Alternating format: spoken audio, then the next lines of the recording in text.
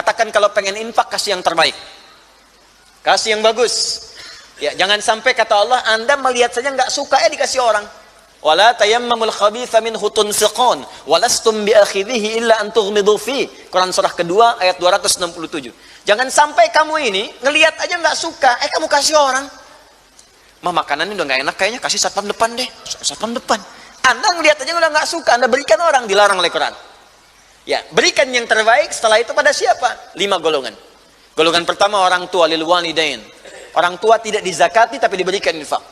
Wal aqrabin, kerabat terdekat. Wal yatama, nomor 3 yatim. Wal masakin, orang miskin. Wabnis sabil, golongan yang kelima. Jadi sebetulnya begini, kalau kita merasa yang dulu itu pernah banyak yang sia-sia, maka sisanya jangan dibiarkan begitu saja. Kan kadang-kadang kita merasa yang dulu itu banyak salahnya. Lalu kenapa sisanya tidak mencari soleh ya? Dan Anda paham suatu saat akan pulang, suatu saat akan meninggal. Bahkan dalam situasi seperti ini ditampakkan hampir tiap hari. Ada yang wafat, diumumkan kematian sekian, dan mungkin kita menyusul berikutnya. Kenapa kita hanya menikmati data? Lalu masih sibuk mengumpulkan harta? Karena dalam situasi semacam ini, Nabi mengingatkan, kamu mesti ingat. Kembali kepada Allah, kamu akan pulang. Coba lihat apa yang akan dihisab. Ingat-ingat baik-baik. Orang-orang yang meningkat sholatnya, meningkat bacaan Al-Qurannya, dia buktikan pengen dekat dengan Allah, dia tingkatkan takwanya, maka kata Allah, saya akan melekat dengannya kemanapun dia berada. Ulaika ala hudan min rabbihim. Dia di rumah dinaungi oleh Allah, dia ke kantor dinaungi oleh Allah, dia bekerja dinaungi oleh Allah, beraktivitas dinaungi oleh Allah. Dan saya ingin katakan kepada Anda dekat dengan siapapun yang punya kekuasaan di bumi, maka Anda bisa mendapatkan akses kemudahan ketika dekat dengannya. Anda dekat dengan Allah, apa yang tidak mudah bagi Allah? Rizki dekat dengan Allah, min haitsu la yahtasib, datang. Anda punya masalah, ya ja'allahu makhraja, datang jalan keluar. Seakan-akan masalah itu nggak ada, bukan nggak punya masalah. Jadi sebelum menghadapi masalahnya diringankan oleh Allah, sehingga masalah itu seakan-akan nggak ada.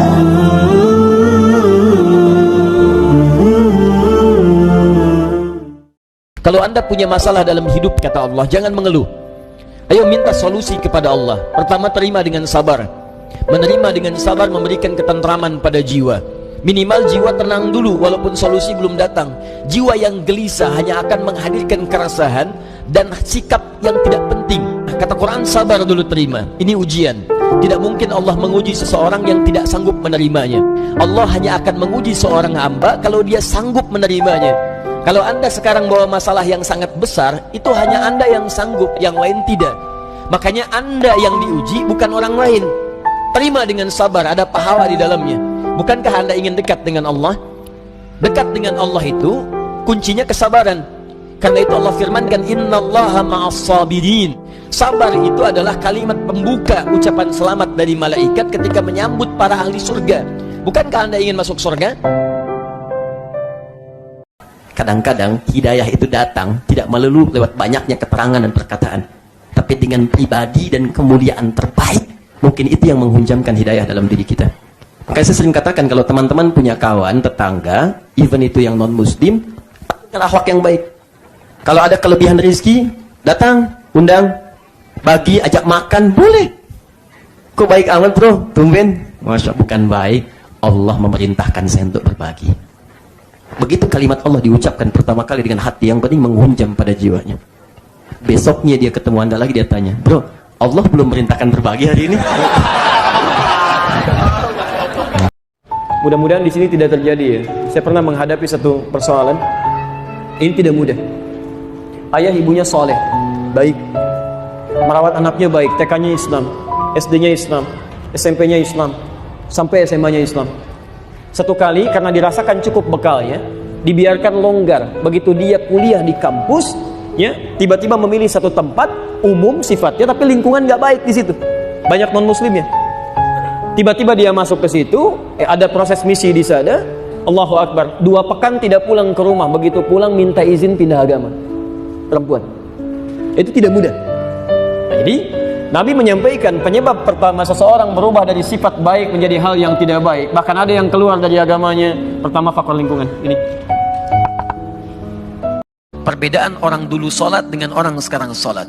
Dulu, orang sholat karena mengenal Allah terlebih dahulu, memahami bagaimana cara menyembahnya, maka kenikmatan sholatnya Masya Allah ketika ditunaikan. Khusyuk, sungguh tak terlukiskan. Ada orang ketika sholat tiba-tiba lewat anak panah, dia tidak bergeser sedikit pun dalam sholatnya. Ada orang yang kemudian dalam sholatnya terhunus pedang, dan dia Masya Allah masih meneruskan sholatnya. Kalau anda punya masalah dalam hidup, kata Allah, jangan mengeluh. Ayo minta solusi kepada Allah. Pertama, terima dengan sabar. Menerima dengan sabar memberikan ketentraman pada jiwa. Minimal jiwa tenang dulu walaupun solusi belum datang. Jiwa yang gelisah hanya akan menghadirkan keresahan dan sikap yang tidak penting. Kata Quran, sabar dulu, terima. Ini ujian. Tidak mungkin Allah menguji seseorang yang tidak sanggup menerimanya. Allah hanya akan menguji seorang hamba kalau dia sanggup menerimanya. Kalau anda sekarang bawa masalah yang sangat besar, itu hanya anda yang sanggup, yang lain tidak. Makanya anda yang diuji, bukan orang lain. Terima dengan sabar, ada pahala di dalamnya. Bukankah anda ingin dekat dengan Allah? Dekat dengan Allah itu kuncinya kesabaran. Karena itu Allah firmankan, innallaha ma'as-sabirin. Sabar itu adalah kalimat pembuka ucapan selamat dari malaikat ketika menyambut para ahli surga. Bukankah anda ingin masuk surga? Dalam sujud, ketika anda kemudian ingin sujud, itu perintahnya langsung dibocorkan oleh Nabi, rahasianya. Fokus, kata Nabi, kalau anda minta, ingin cepat dikabulkan, dan banyak permintaan, lakukan dalam sujud. Ya, lakukan dalam sujud. Saya ulang, lakukan dalam sujud. Dan itu bahasa Nabi banyak diungkapkan kepada sahabat, termasuk Ibnu Abbas radhiyallahu ta'ala anhu. Ya, idza sajadta fa'aksir doa. Kalau engkau sujud, maka perbanyak doa dalam sujud. Dalam sujud ini ada doa yang standar. Yang standar yang saya ajarkan di pertemuan lalu, ya subhana rabbiyal a'la atau subhana rabbiyal a'la wa bihamdi atau subhanakallahumma bihamdika Allahumma ighfirli. Setelah itu baru pembuka. Setelah itu silakan minta yang seluas-luasnya.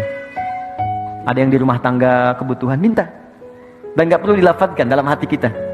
Ya Allah sayangi suami saya, ya Allah sayangi istri saya, ya Allah berkahi keluarga kami, ya Allah cerdaskan anak saya. Sedangkan anda yakin akan ada surga, anda yakin ada neraka, anda yakin ada kematian, anda yakin ada kuburan. Bahkan anda menyolatkan kawan anda, mengantarkan dia ke kuburan. Pertanyaannya, anda yakin wafat tapi tidak siap-siap dengan bekal wafat anda. Anda yakin pengen ke surga tapi mengerjakan amalan yang menjauh dari surga, kan aneh. Wa qasamtu laka rizqaka fala tat'am. Kalau kamu benar-benar ibadah, aku telah tetapkan rizkimu. Kamu jangan khawatir. Rizki kamu itu telah tetap. Surga kamu yang belum teratur. Hadis qudsi. Rizki kamu tetap sebelum kamu wafat, aku berikan. Tidak ada orang wafat yang tidak mendapatkan rizkinya. Semua diberikan. Jangan takut, kata Allah. Engkau kerjakan ibadah karenaku, aku jadikan kecil dunia, tundukkan untukmu, mudah. Tapi kalau engkau berpaling padaku, bermain-main dengan dunia, maka aku akan jadikan engkau tertunduk mencari dunia. Capek tuh, 24 jam capek, cuma putar-putar, berangkat kerja, berangkat gelap. Qad aflahal mu'minun. Pasti orang-orang beriman itu akan menggenggam kebahagiaan di dunia, dan dia akan bahagia di akhirat. Pertanyaannya, kalau ada orang mengaku beriman tapi belum sempurna kebahagiaannya, maka apa masalahnya? Jangan-jangan di kantor Anda hebat, di rumah Anda gelisah. Jangan-jangan di rumah Anda bahagia, tapi pekerjaan Anda punya masalah.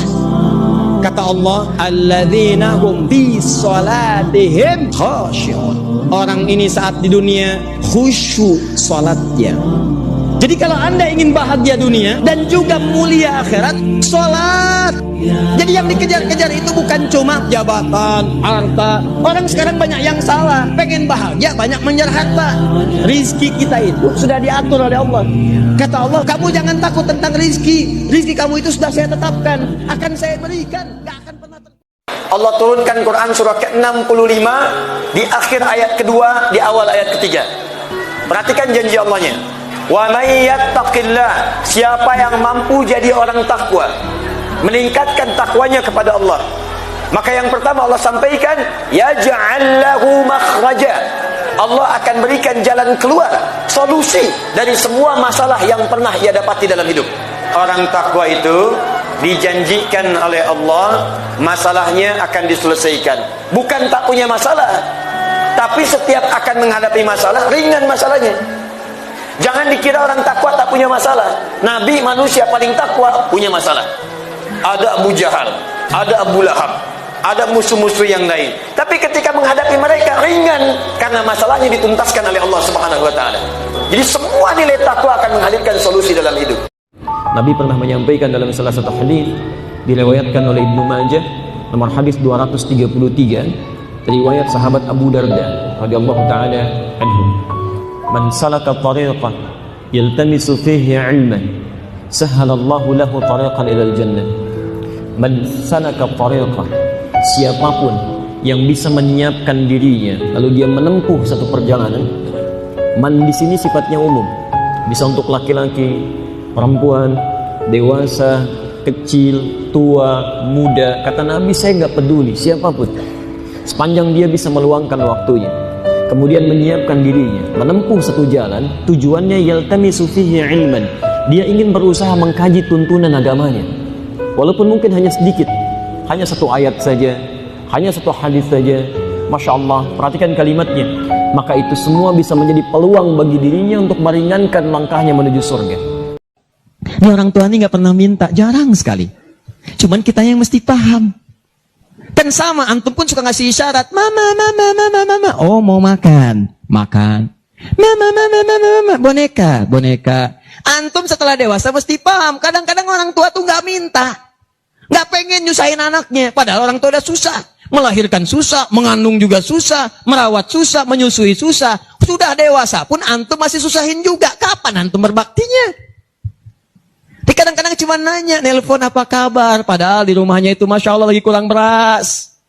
Beras kurang, rezeki belum dibayar, kirimkan, sebelum diminta kirimkan. Itu begitu antum kirimkan, demi Allah saya katakan. Di hadis Al-Bukhari, di kitab Al-Adabul Mufrad, bukan cuma mendapatkan lipatan pahala kalikan 700 lebih, tapi ridha Allah turun ke tempat antum pada saat itu. Kalau sudah turun, semua doa yang antum mintakan minimal akan dijawab pada saat itu. Kata para pakar tafsir, ini adalah isyarat bagi kita semua. Kalau Anda punya harapan, punya doa, punya keinginan yang menurut orang mustahil. Kata orang penyakitnya nggak akan sembuh. Kata orang proyek ini mustahil. Kata orang ini nggak bisa. Maka rumus Qur'annya, kerjakan amalan yang tidak biasa. Kerjakan amalan di atas amalan rata-rata. Orang malam tidur, Anda bangun. Orang malam siang makan, Anda puasa. Orang baca Quran 1 juz, Anda 10 juz. Begitu selesai amalan itu, maka bermohonlah kepada Allah untuk mengabulkan apa yang Anda mintakan. Itu yang disebutkan, diisyaratkan di Quran surah kelima Al-Maidah ayat 35. Paling kanan sebelah bawah di mushaf. Ya ayyuhalladzina amanu taqullaha wabtaghu ilaihil wasilah. Hei orang-orang beriman, kalau kamu punya keinginan, punya harapan, punya doa, ingin cepat dijawab kata Allah, maka tingkatkan takwamu kepada Allah. Tingkatkan takwa. Takwa disebutkan 115 kali dalam Al-Quran. Dan Masya Allah, mesti ada ikhtiar dan hikmah di situ. Ada ikhtiar, usaha. Maka dari itu, kalau ada seseorang rezekinya banyak, cek bagaimana usahanya. Jangan-jangan usahanya belum seperti dia. Coba dilihat. Karena sholat itu bukan membuat Anda kaya banyak rezeki. Sholat itu memberikan, ini poinnya, memberikan kemudahan dan berkah dalam rezeki. Ini poinnya, berkahnya. Kalau berkah sudah datang, mudah itu banyak. Mudah itu rezekinya. Berkah dulu. Jadi iman itu membuat berkah, sholat membuat berkah. Sedangkan, maaf, bekerja membuat banyak, sholat membuat berkah. Ingat ya, tidak semua yang banyak itu berkah. Tapi kalau sudah dapat berkah, terasa banyak gitu. Terasa banyak walaupun sedikit. Karena berkah itu artinya bertambah manfaat.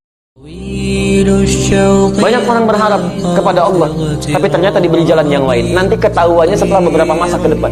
Lihat, ketika Anda punya hal-hal yang tidak menyenangkan dalam kehidupan, misal keinginan Anda tidak sesuai dengan keinginan Allah. Anda inginnya A, Allah inginnya B. Maka kata Quran, ikutkan keinginan Anda pada keinginan Allah. Perangi hal-hal yang tidak baik dalam diri Anda. Perasaan tidak menyenangkan, perasaan suudzon, perasaan macam-macam, hilangkan semua itu. Perasaan gak baik. Boleh jadi yang Anda tidak suka ada kebaikan di dalam. Boleh jadi Anda mengharapkan sesuatu, di balik itu ada yang gak bagus buat Anda. Kenapa? Lihat baik-baik. Ini yang paling hebat. Allah tahu masa depan, sedangkan kamu tidak. Anda berharap mendapatkan satu hal. Kata Allah, jangan. Yang maslahat untuk kamu yang ini diarahkan. Kalau Anda tidak bisa membaca dengan baik, hanya dibaca pakai akal pesimis, nangis, buang-buang waktu, gak ada kerja. Nikmati, jalani, sudah. تغير في الحياة من الصحاب. Kita dari bangun tidur sampai tidur beraktivitas kan? Banyak kan? Dari sekian aktivitas itu, nih ada yang paling penting. Yang kalau kita kerjakan ini akan berdampak pada aktivitas yang lainnya. Apa itu? Biwalidayhi husna. Berbakti kepada kedua orang tua. Lihat sini. Perhatikan baik-baik. Kalau sudah turun seperti ini, jangan dulu baca doa. Doa bukan dibaca saat Anda baru turun langsung baca. Kadang-kadang ada yang baru turun sudah subhanarabbiyal a'la. Subhanarabbiyal a'la wa bihamdi, subhanarabbiyal a'la wa bihamdi, subhanarabbiyal a'la, langsung bangun lagi. Tidak, teman-teman, biarkan ini turun dulu. Biarkan darah mengalir dulu dengan lancar. Biarkan tenang dulu supaya kita merasakan kenikmatan. Pernah dengar tumak nina? Tumak nina itu ketenangan yang dilahirkan dari gerakan ibadah. Di begitu Anda sujud, tenangkan dulu, nyaman dulu. Setelah nyaman, merasa tenang, baru Anda bacakan Subhana rabbiyal a'la wa bihamdi. Paling singkat Subhana rabbiyal a'la. Kalau mau doa yang dari Sayyidah Aisyah, Subhanakallahumma wa bihamdika Allahumma gfirli. Tahukah Anda? Ketika bacaan itu dibacakan sepenuh jiwa kita, walaupun pendek tadi, kalau benar bacaannya, seketika Allah akan membuka pada kita apa yang kamu mintakan dalam sujudmu, aku berikan pada saat itu.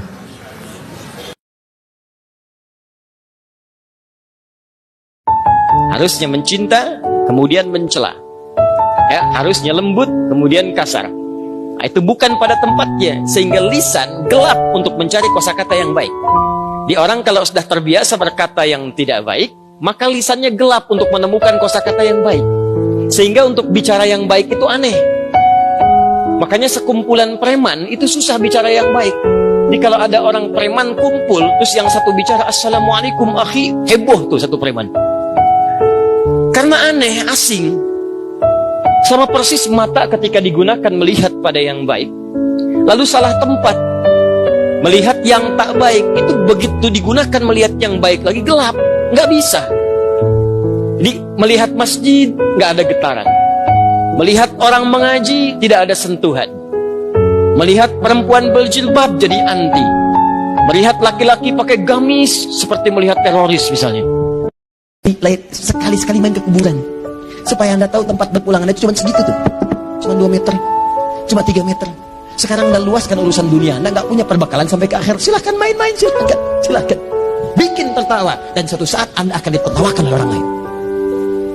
Silahkan.